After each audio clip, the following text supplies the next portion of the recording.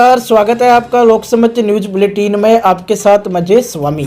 News bulletin में आज हम दिन भर की बीकानेर संभाग में राजस्थान की प्रमुख खबरों को देखेंगे। लोकसमत न्यूज चैनल आपसे अपील करता है कि कोरोना महामारी से बचाव के लिए अपने मुंह पर मास्क लगाएं, वे कोरोना गाइडलाइंस की पालना करें ताकि कोरोना की दूसरी लहर को फैलने से रोका जा सके। शुरुआत करते हैं खबरों की। बीकानेर वासियों ने आज अखात तीज का त्यौहार व बीकानेर का 535वां स्थापना दिवस बड़ी धूमधाम से मनाया और बीकानेर वासियों ने जमकर पतंगों के पेच लड़ाए। 1545 में राव बीकानेर शहर की स्थापना की थी, तभी से इस शहर में स्थापना के दिन पतंग उड़ाने की परंपरा चल रही है और लोगों द्वारा इस परंपरा को लगातार निभाया जा रहा है। नगर स्थापना दिवस के बाद राव बीकानेर चंदो उड़ाकर शहर की खुशहाली की कामना की थी, तभी से लोग स्थापना दिवस में अखात तीज के उपलक्ष्य में पतंग उड़ाते हैं। बीकानेर स्थापना दिवस इस बार शहरवासियों ने अपने घरों में मनाया। परंपरा अनुसार मटके का पूजन हुआ, जहाँ परिवार, शहर, प्रदेश और देश की खुशहाली की कामना की गई। घरों में खिचड़ा व इमल का भोजन बनाया गया। बीकानेर वासियों द्वारा अखात तीज व स्थापना दिवस पर खूब पतंगों के पेच लड़ाए गए।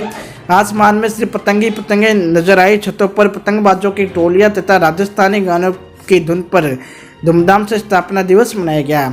इसी अवसर पर क्षेत्र के सिंगर नवदीप बीकानेरी व गोविंद सारस्वत का अखात तीज सॉन्ग डागले किना उड़े काफी वायरल हो रहा है। सुनिए गाने की कुछ झलकियां।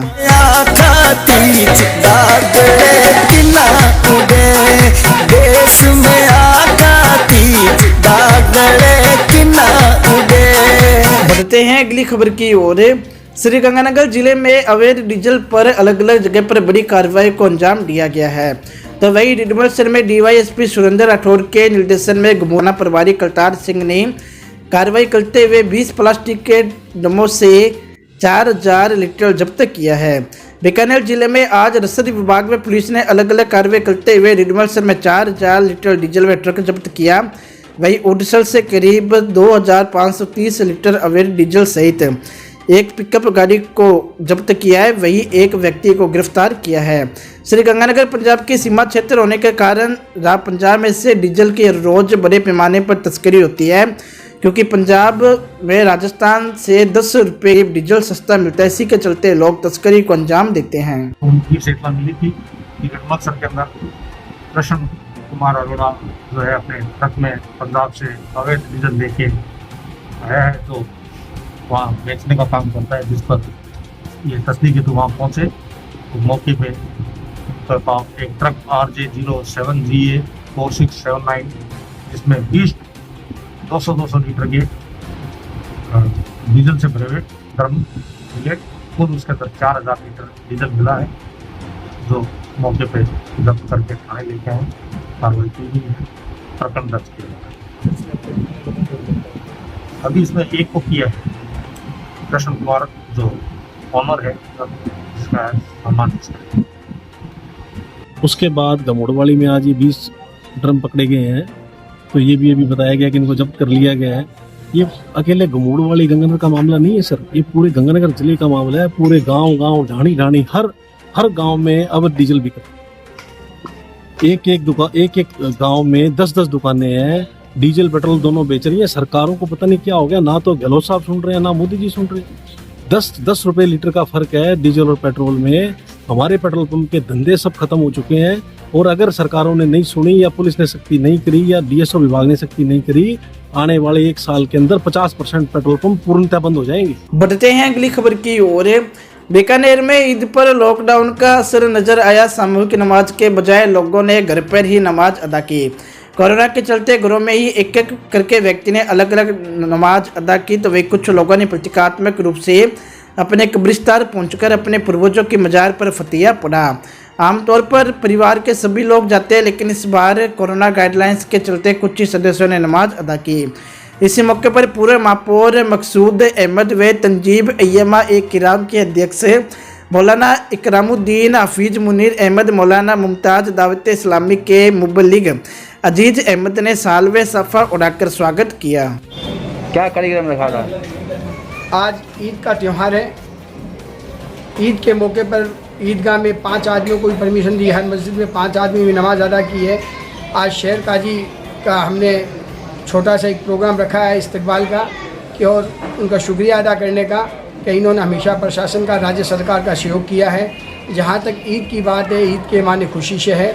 खुशी तब भी होती है कि हम अपने से कमज़ोर लोगों को, गरीब लोगों को अपने साथ लेकर के उनको भी खुशी में शामिल करें।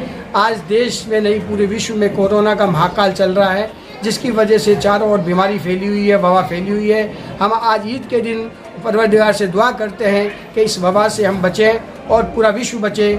मैं ख़ास तौर से आज के दिन बीकानेर के नहीं बल्कि पूरे राजस्थान के लोगों से अपील करना चाहता हूं कि ईद के माने ही दूसरों की सेवा करने से है। हम लोग इस कोरोना काल में जो करीब है उनकी हम मदद करें, जिनके पास धान नहीं है उनके तक धान पहुंचाए, जो भूखे हैं लोग उन तक रोटी पहुंचाएं उनके तक, और जो बीमार हैं उन तक हम दवाइयाँ पहुंचाएं। यही सही महीने ईद हमें संदेश देती है। मैं इस मौके पर सभी देशवासियों को, राज्यवासियों को मैं ईद की मुबारकबाद पेश करता हूं और परवरदिगार से दुआ करता हूं कि ये जो वबा है इससे हमें एक ना एक दिन ज़रूर निजात मिलेगी और हमारी दुआएं अल्लाह ताला कबूल फरमाएगा। बढ़ते हैं अगली खबर की ओर। हनुमानगढ़ के पक्का सारना के ग्राम विकास अधिकारी का कोरोना महामारी से निधन हो गया। इसी को लेकर पंचायती तकनीकी सहायकों में शोक की लहर हो गई। पंचायतों के कार्य स्थगित करने की मांग उठाई गई। हालांकि राज्य सरकार ने लॉकडाउन की घोषणा कर रखी है, मगर ग्राम पंचायतों में आज भी ग्राम विकास अधिकारियों की ड्यूटी लगा रखी है, जबकि ग्रामीण क्षेत्रों में कोरोना का संक्रमण काफ़ी फैला हुआ है। इसी के चलते पक्का सारना में ग्राम विकास अधिकारी के पद पर कार्यरत रमेश चंद्र शर्मा का कोरोना के चलते देहांत हो गया। कोरोना के अंदर उसकी डेथ हो गई है। बड़ा दुख के साथ कहना पड़ रहा है कि पंचायती राज कर्मचारी जो कि आवश्यक सेवा के अंदर नहीं है, फिर भी अधिकारियों की हठधर्मिता के कारण से हमें फील्ड में रहना पड़ रहा है। कोई सुरक्षा का कोई हमारे को साधन नहीं है। नरेगा जबरदस्ती चलाए जा रहे हैं, जबकि नरेगा के अंदर रोजाना हर गांव के अंदर 50-50, 60-60 आदमी पॉजिटिव आ रहे हैं। फिर भी अधिकारी खुद को एसी के अंदर बैठे हुए हैं और फील्ड में नहीं जा रहे हैं, और नीचे के कर्मचारियों को हमारे को फील्ड के अंदर भेजे जा रहे हैं, मरने के लिए छोड़ा जा रहा है। इवन सरकार ने यह कह रखा है कि जिस विभाग के अंदर कोई अगर पॉजिटिव आ जाता है उसको 72 घंटे के लिए बंद कर दिया जाए और उसको सैनिटाइज किया जाए। परंतु बड़े खेद के साथ कहना पड़ रहा है कि हमारे पंचायती राज का मुख्य विभाग जिला परिषद के अंदर 3-3 आदमी पॉजिटिव आने के बाद भी एक दिन भी उस कार्यालय को बंद नहीं किया गया। ये एक हठधर्मिकता ही है। न सैनिटाइज किया गया है, पंचायत समिति के अंदर पॉजिटिव आ रहे हैं, पंचायत समिति को बंद नहीं किया जा रहा है, उनको न सैनिटाइज किया जा रहा है। बढ़ते हैं अगली खबर की ओर। केंद्रीय राज्य मंत्री व बीकानेर सांसद अर्जुन मेघवाल आज क्षेत्र के दौरे पर रहे। इस दौरान उन्होंने पीबीएम अस्पताल पहुंचकर अधीक्षक व मेडिकल कॉलेज प्राचार्य से कोविड प्रबंधन को लेकर बैठक की, तो वही उन्होंने ईएनटी विभाग में बन रहे कोविड सेंटर का निरीक्षण किया। इस दौरान सेना के अधिकारी भी मौजूद रहे। मंत्री अर्जुन राम ने कहा कि बीकानेर में बढ़ता कोरोना संक्रमण को देखते हुए एसबीआई फाउंडेशन की ओर से 90 बेड के कोविड केयर सेंटर का निर्माण किया गया है। इसी दौरान बीकानेर के लोकसभा सभापति भवानी जोशी ने मंत्री अर्जुन मेघवाल से की खास बात। देखिए क्या कहा मंत्री अर्जुन। उन्होंने आज के दौरा किया और पीबीएम अस्पताल की व्यवस्था को देखा। आइए बात करते हैं किस तरह से पीबीएम अस्पताल दौरा किया, किस तरह से। देखिए, पीबीएम हॉस्पिटल में एक 90 बेड कोविड सेंटर स्थापित करने के लिए लंबे समय से 10-15 दिनों से एक वार्ता चल रही थी। फिर कल हमारे पास सैंक्शन आ गई एसबीआई फाउंडेशन की 90 बेड के लिए जो भी सेंटर बना उसके लिए पूरा पैसा हम देंगे, करीब 2.5-3 करोड़ का प्रोजेक्ट है। जब सैंक्शन आ गई तो फिर जगह कहाँ लगाएं, तो ये विषय आया। मैं पीबीएम हॉस्पिटल आज इसलिए सुबह गया था। उन्होंने कहा हमारे पास आई और ईएनटी का वार्ड है, यहाँ हमारे पास वार्ड खाली है, यहाँ लगा सकते हैं। वो जगह आर्मी को भी ठीक है। फिर उन्होंने कहा हमारे पास डॉक्टर नहीं है, तो इसलिए मैं आर्मी के लोगों को भी वहीं लेके गया कि आप कोऑर्डिनेट कर लें, क्योंकि आर्मी जो है वो डॉक्टर और नर्सिंग स्टाफ उपलब्ध करा रहा है और जगह पीबीएम उपलब्ध करा रहा है, और फंड इस 90 बेड के लिए सारे उपकरण, लेटेस्ट उपकरण सहित ये एसबीआई फाउंडेशन का, इसलिए तीनों का कोऑर्डिनेशन जरूरी था। इसलिए आज मैंने फिर एसबीआई फाउंडेशन से भी बात की, उनकी भी कराई, एक एमओयू होना है, इसके लिए मैंने आज अस्पताल का विजिट किया। दूसरा, मैंने वहाँ प्रिंसिपल और सुप्रीम साहब से भी मिले, जो वर्तमान में कोविड का मैनेजमेंट या सेंटर सीएचसी में चल रहा है, उसकी भी समीक्षा। सुपर स्पेशलिटी वार्ड को कोविड सेंटर बनाने की बात की, किस तरह से सुपर स्पेशलिटी ब्लॉक के लिए मेरी भी कई बार बात हुई, जिला कलेक्टर से भी हुई। वो क्या कहते हैं कि ऑक्सीजन ज़्यादा लगेगा, इसलिए अभी एक बार हम हमारा MCH जो वार्ड है इसी में हम इस वार्ड को रखेंगे। थोड़े वार्ड बढ़ाने के लिए मैंने तो कई बार कहा है कि आप सुपर स्पेशलिस्ट ब्लॉक की खोल दीजिए, ऑक्सीजन की कमी आएगी तो हम दे देंगे। अभी तो 2-2 टैंकर आने लगे, इसलिए सुपर स्पेशलिस्ट ब्लॉक का भी कोई पार्ट खोल सकता है।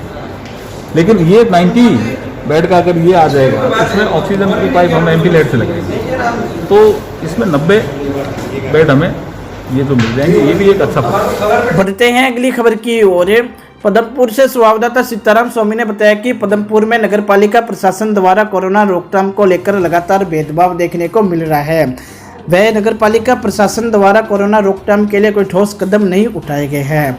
इसी के चलते पदमपुर में कल वार्ड नंबर 21 के एक युवक का कोरोना संक्रमण से देहांत हो गया, जिसके बाद प्रशासन हरकत में आया और सैनिटाइजेशन की खानापूर्ति करके चला गया।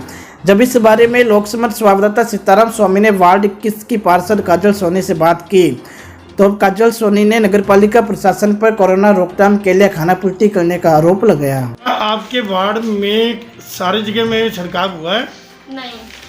तो आपके प्रशासन आपके साथ एक बारी फोटो खिंचा के कह रहे हैं, आप फोटो की बात कर रहे हो? हाँ जी, 2 दिन पहले आए थे कर्मचारी और पिछली गली में मुझे बुलाया गया था और वहाँ पे सैनिटाइजर का ट्रैक्टर था साथ में और फोटो खिंचवाई और चले गए, लेकिन हमारी गली में एक बार भी नहीं आए। तो मैंने उनको कल ही बोला था, वो मुझे मिले थे, तो मैंने उनको बोला कि आपको हर गली में करवाना चाहिए, लेकिन वो बोले कि हाँ करवा देंगे। तो कहने से कुछ भी नहीं होगा, जब तक वो करवाएंगे नहीं तो सैनिटाइजर नहीं करवाएंगे जब तक, और मास्क वितरित करना भी उनकी जिम्मेवारी है। मैडम, ये आपने कभी ईओ साहब को या चेयरमैन महोदय को ये अवगत कराया कि आपने कोरोना के प्रति आपके वार्ड में बड़ी लापरवाही दिख रही है, इसके बारे में? हाँ जी, और आज जो मौत हुई मुझे उसको सुन के बहुत ज़्यादा बुरा लगा कि हमारे वार्ड में बिल्कुल ध्यान नहीं दिया जा रहा, और मैंने 3-4 बार बोला है कि उनको आपको ध्यान देना चाहिए, सैनिटाइज हर वार्ड में, सिर्फ हमारे नहीं हर वार्ड में सैनिटाइज करना चाहिए, लेकिन उन्होंने एक बार भी नहीं सुनी। क्योंकि सिर्फ चालान वगैरह काटने से कुछ नहीं होगा, उन पे पूरा ध्यान देना पड़ेगा कि कोरोना पॉजिटिव लोग हैं, वो बाहर घूम रहे हैं, उन पे कोई ध्यान नहीं दिया जा रहा कि उनको क्वारंटाइन कैसे करना है, उनको कहाँ पे रखा जाना चाहिए। तो लॉकडाउन लगाने से या पुलिस आ जाती है कि हाँ लोगों की शटर डाउन करवाने आ जाती है कि किसी ने शॉप ओपन की है, तो उससे कुछ भी नहीं होगा। लोगों पे हर किसी पे ध्यान देना होगा कि अगर कोई कोविड पॉजिटिव है तो उसको साथ के साथ क्वारंटाइन किया जाए, उसको हेल्थ इश्यूज जो भी हैं उसके लिए उसको हर इलाज की जो प्रॉब्लम है उससे सोल्यूशन दिया जाए उसको। बढ़ते हैं अगली खबर की ओर। सालासर कस्बे में शुक्रवार को परशुराम जयंती व अक्षय तृतीया के अवसर पर सालासर धाम मंदिर में लक्ष्मी नारायण पुजारी ने कोविड सेंटर का शुभारंभ किया। मरीजों के लिए ऑक्सीजन मशीनों के साथ साथ 10 बेड, RO का स्वच्छ पानी, मरीजों के दोनों टाइम का भोजन, ऑक्सीजन सिलेंडर रिफिल की राशि, कूलर आदि के साथ संपूर्ण व्यवस्था के साथ कोविड केयर सेंटर का उद्घाटन किया गया। श्रीमान उपखंड अधिकारी के निर्देशानुसार यहाँ पे कोरोना वैश्विक महामारी को देखते हुए आसपास के ग्रामीण क्षेत्र में काफ़ी ग्राम पंचायतें सालासर में कवर होती हैं, तो उसके आसपास के मरीजों की देखते हुए यहाँ पे कोविड केयर सेंटर बनाने का निर्णय लिया गया है, जिसमें आज यहाँ के जो महंत हैं श्रीमान लक्ष्मी नारायण जी पुजारी के द्वारा जो आवश्यक संसाधन है, ऑक्सीजन कंसंट्रेटर है, साथ में आपके द्वारा जो आधारभूत सुविधाएं हैं, कूलर है, भोजन है इत्यादि की व्यवस्थाएं आपके द्वारा की गई हैं। ग्रामीण क्षेत्र में चूँकि जो इस तरह की व्यवस्थाएं हैं उसमें काफ़ी कमी रहती है, तो आपके द्वारा एक बहुत अच्छा और सराहनीय कदम उठाया गया आपके जन्मदिन के अवसर पर। तो मैं इनको जन्मदिन की शुभकामनाएं देते हुए आभार व्यक्त करता हूं कि आपके द्वारा इस जो कोरोना वैश्विक महामारी है इसमें एक बहुत ही श्रेष्ठ कार्य और लोगों के लिए एक मार्गदर्शन का काम किया है कि सभी लोग इस प्रकार का अगर सहयोग करेंगे तो निश्चित रूप से हम इस महामारी को जीतने में कामयाब होते रहेंगे। बहुत बहुत धन्यवाद।